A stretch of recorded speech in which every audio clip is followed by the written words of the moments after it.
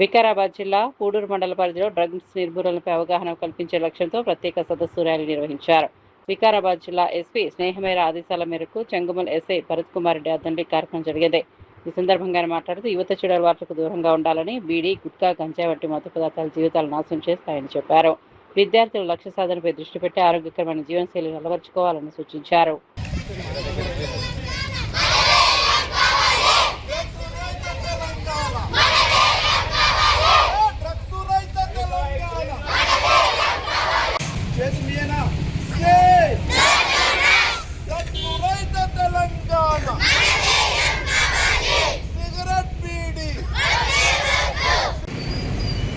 June 26 international day against drug అబ్యూస్గా ప్రకటించి ప్రతి సంవత్సరం నిర్వహించడం జరుగుతుంది. దానిలో భాగంగా ఈ సంవత్సరము మన తెలంగాణ ప్రభుత్వం ప్రతిష్టాత్మకంగా ఈగల్ ఫోర్సు స్థాపించి ఈ ఏదైతే గంజాయి డ్రగ్స్ అనేవి ఉన్నాయో వాటికి వ్యతిరేకంగా పెద్ద ఎత్తున చేయడం జరుగుతున్నది.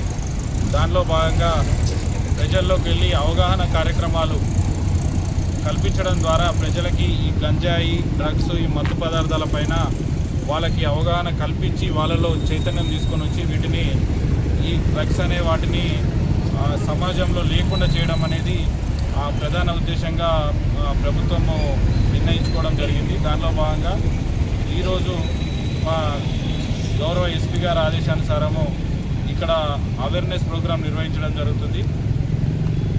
దీని సందర్భంగా అందరికీ కూడా తెలియజేసేది ఒకటే, ఈ గంజాయి, డ్రగ్స్